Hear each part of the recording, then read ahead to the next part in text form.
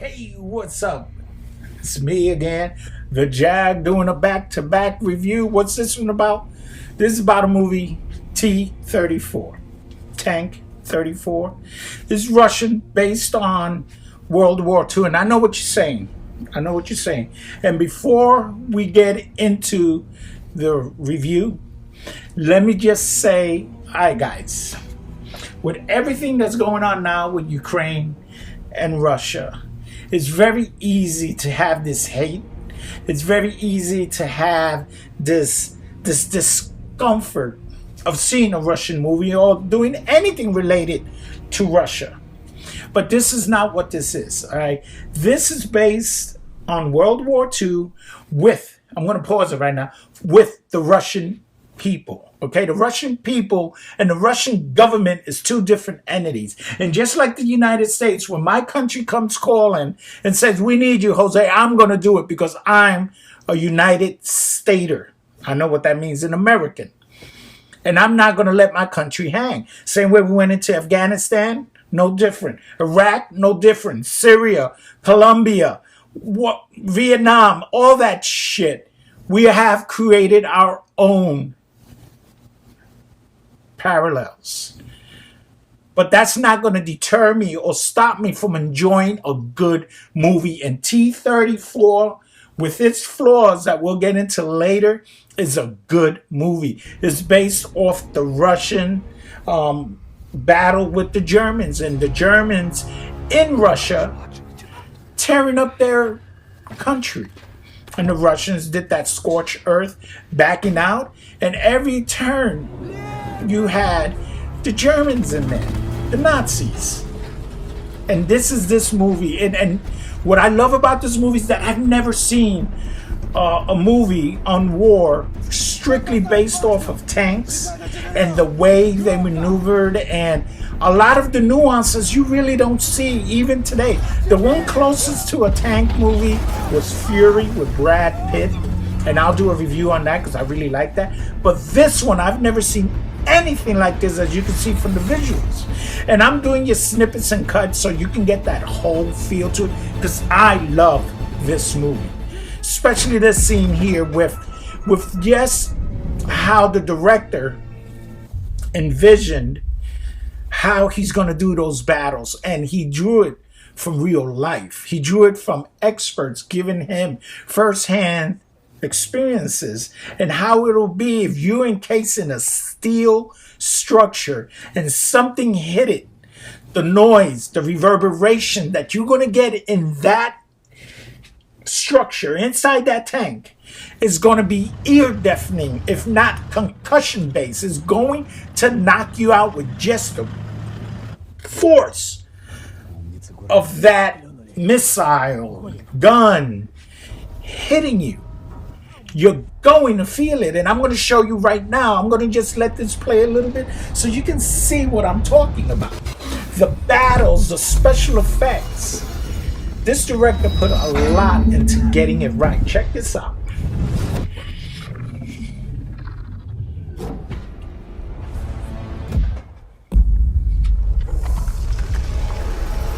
But not only that, how does it feel inside getting hit like this? You don't see a tank movie like this. Forget about that as Russian. Just enjoy it for the cinematic magic.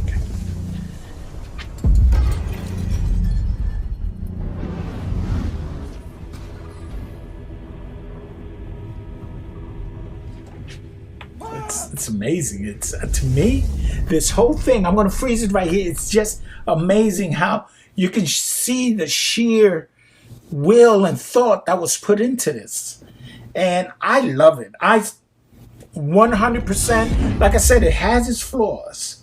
After this, they get caught, right? A few years later, they're at a Nazi camp. Not all of the tank crew survived, spoiler, but the ones that did are ported over to a certain tank camp where they just have to try to survive. And the commander of this Russian tank, he doesn't want to give up his name and he doesn't want to give up his rank. So he pretty much get beat up throughout the movie. And then the commander that he fought against is also alive. And, now this is 1944. So Germany now, the war's coming into Germany, into their land. So Hitler and his peeps are trying to get that next evolution of tank commanders to train. And they're pretty much young kids. They're cadets. And this guy that was involved in the earlier shootout in the tank in the field in Moscow, he's trying to draw that commander from the opposing tank into doing a war game with him to man a tank that's not going to have any weapons and evade the cadets from the German to see if they can hunt it down, see if they can shoot it down. Just training. Very uneven. Very uneven. There's a little love story going on. And then the Germans give them a tank where they had to retrofit it. Right now they're doing a little showing off to the Germans to let them know that they still got their shit together and that they're proud and really good people. And the whole sequence, I'm just giving you bits and pieces because I want you to see this. I really want you to see this movie. Yes, it has some flaws, but every movie has flaws. And what they did with this movie is that they didn't change any cast members. They didn't think about diversity. They didn't make the commander black, and they didn't make the German Puerto Rican, and they didn't make the girl Asian. This was true back then in those times. Play the characters to history, not to diversity, not to tokenism. So you're going to see, I guess, 100% of this movie is all white, which it should be. In World War II, they really didn't let the black people participate. There were cooks and mess decks and janitors. Russia, they didn't let them. There pretty much wasn't any really black people in Russia. And the ones that were there were scattered and slaves and servants.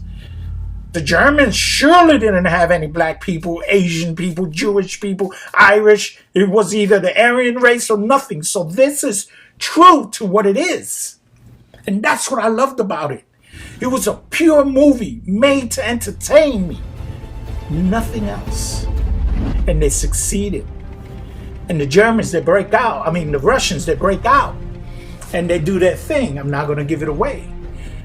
They go to a town, everybody's a little apprehensive, there's a flaw on this, and then they're on the road, the Germans are cutting off the road, find them. Now the Germans are desperate, they want to find, because remember, this Russian tank is in their land, and made them look stupid, so they're putting all bars out. They're not, everything is going to get cut off. But the Russians, they got some tactics behind them. They know some stuff, especially this young commander. And, they get a little taste of freedom. After they did what they did, here they are. Like I said, I don't want to give it too much away. So this is where they're at this point in time. And now they're just ecstatic. They're singing, they're screaming, hooray, hurrah, and freedom. And right now, all four of them, they're naked in the water, so everything is clashing against each other. And now you get the love scene between the female Russian that spoke German and was a translator at the camp with this Russian commander.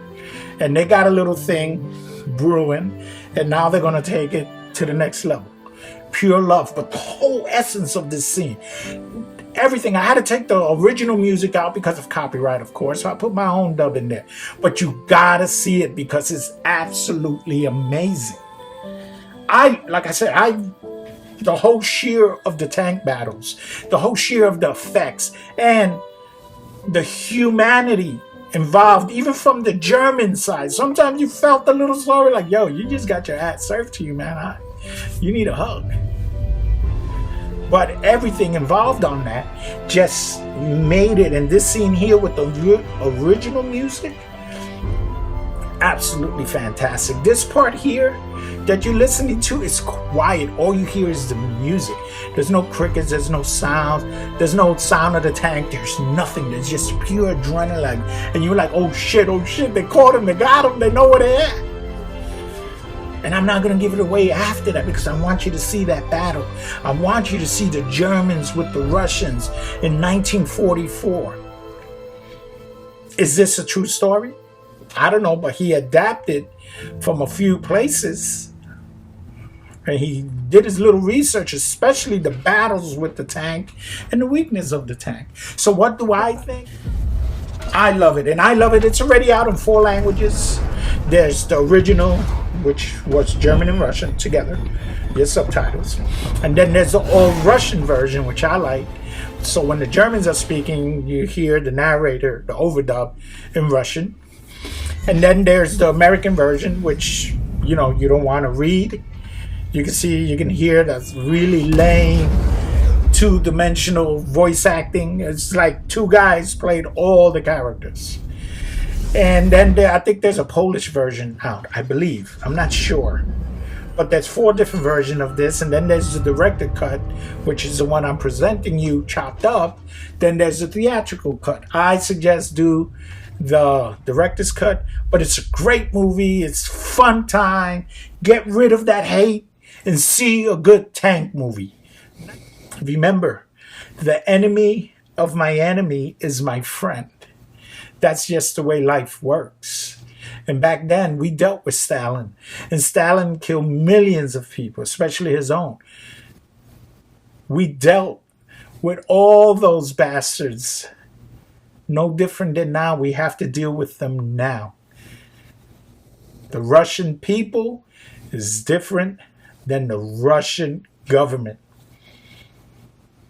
Okay? We don't know how those soldiers are feeling. They probably don't like doing it, but they got to do it. They swore to protect their motherland, regardless, right or wrong. I don't hold those prejudices until they knock on my door. Put a couple of rounds through the door, go away. This is America. I don't know what to tell you. I love the movie. I suggest you check it out. I suggest you put that hate aside, see a really good-ass tank movie, and then get on your way. The next time I'll preview T-34 will be about all the flaws that I saw in it, all the flaws that I thought was nonsensical, all the flaws that I thought they could have done without. As always, I'm the Jag. I'm out. The Jag out.